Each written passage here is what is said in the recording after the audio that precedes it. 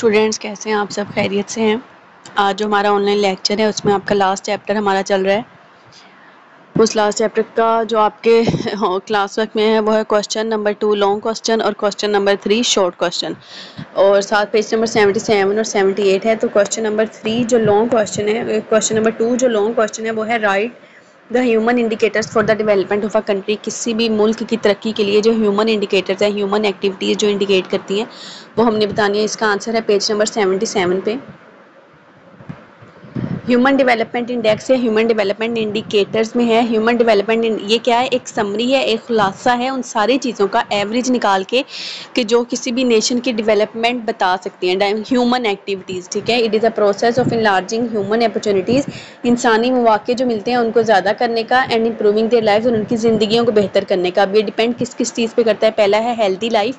A healthy life is measured by life expectancy. क्या healthy life या अच्छी सेहतमंद ज़िंदगी को लाइफ एक्सपेक्टेंसी क्या होता है कि वहाँ के पॉपुलेशन की एवरेज जो है एज कितनी है, उनके वहाँ के रहने वाले लोगों की एवरेज एज निकाली जाती है कि इनकी 65 ईयर्स है, 60 ईयर्स है, तो वो निकाल के पता चलता है कि उनकी एवरेज हेल्दी लाइफ कितनी है। फिर है एजुकेशन। एजुकेशन मतलब उस कंट्री में या उस पॉपुलेशन में रहने वाले लोगों की एवरेज निकाली जाती है कि वहाँ पे कितने ईयर्स ऑफ स्कूलिंग है, या बच्चा या इन कोई भी अडल्ट जो है वो कितने ईयर्स तक स्कूलिंग कर रहा है या एजुकेशन हासिल कर रहा है, किसी भी लेवल की एजुकेशन हो। और अगर अडल्ट हैं तो वो कितने लेवल के 25 ईयर्स तक हैं, या अगर बच्चे हैं तो वो कितनी एज में स्कूल जा रहे हैं, ताकि उनकी एवरेज निकाली जाए कि वो कितनी एज तक स्कूल में रहते हैं। फिर standard of living. Standard of living states the quality and quantity of material goods and services available to given population. Standard of living में हम बताते हैं कि वहाँ के रहने वाले लोगों के पास जो चीज़ें मुहैया की जा रही हैं, जो उनको सर्विसेज दी जा रही हैं, सहूलियात दी जा रही हैं, उनकी क्वांटिटी और क्वालिटी दोनों चीज़ें कैसी हैं, ठीक है। क्वांटिटी मतलब नंबर में कितनी है,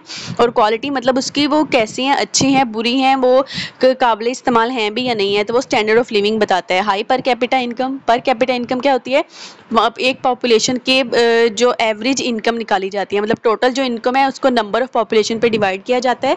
तो जितनी पर कैपिटा इनकम ज़्यादा होगी उतनी ही ह्यूमन डेवलपमेंट उस जगह की या उस कंट्री की क्या होगी, ज़्यादा होगी। फिर है sizeable GDP.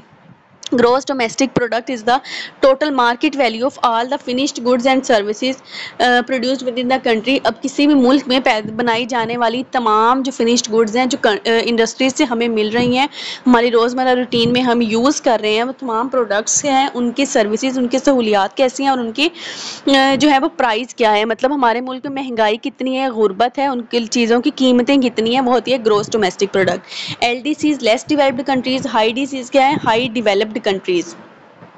Less developed countries में क्या है, पॉपुलेशन क्या होती है, रैपिड नेचुरल पॉपुलेशन ग्रोथ, मतलब मुसलसल बढ़ते रहने वाली पॉपुलेशन, आबादी ज़्यादा होती रहती है। Poor educational level and skill, और वहाँ पे जो तालीम का म्यार है, वो उतना महारत है, म्यार है, वो सारा क्या है, कम है, बुरा है या पुअर है। पुअर हेल्थ स्टैंडर्ड्स, वहाँ पे रहने वाले लोगों की सेहत के स्टैंडर्ड्स भी बुरे हैं, सेहत का म्यार भी ख़राब है।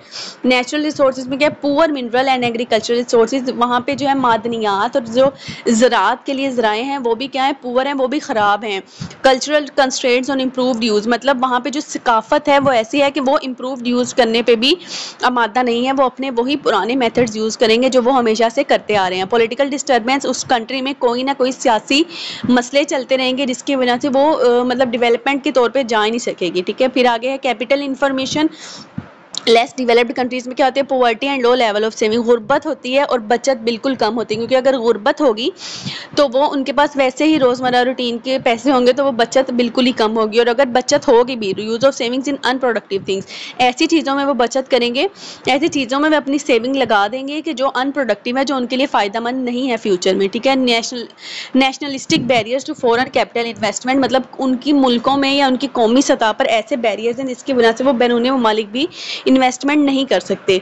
फिर है टेक्नोलॉजिकल इनोवेशंस ट्रेडिशंस, ऐसे उसमें रिवायात हैं, डिस्करेज इनोवेशंस, जो कि इनोवेशंस को या किसी नई चीज़ की बेहतरी को डिस्करेज करते हैं, कि उसको होने नहीं देते, अपने वो पुराने ही तरीके, पुरानी सर्विसेज को यूज़ किया जाएगा, कोई भी बेहतरी करने की कोशिश नहीं की जाती। लो बोरिंग रेट्स फ्रॉम आउटसाइड, दूसरे मतलब बाहर से उधार लेने वाले रेट बहुत कम होंगे, अगर उनको कोई दिया भी जाएगा तो वो क्योंकि लेस डेवलप्ड कंट्रीज हैं तो उनको कम से कम दिया जाएगा। लो लेवल ऑफ लोकल इनोवेशन, मरकजी जो सतह है उस पर तो कोई इनोवेशन या कोई नई चीज़ का इजाद या बनना वो बिल्कुल ही कम होगा। ये आपका क्या है, सेकेंड लॉन्ग क्वेश्चन का आंसर है कंप्लीट जो अभी हमने पढ़ा है। उसके बाद है आपका शॉर्ट क्वेश्चन नंबर 3।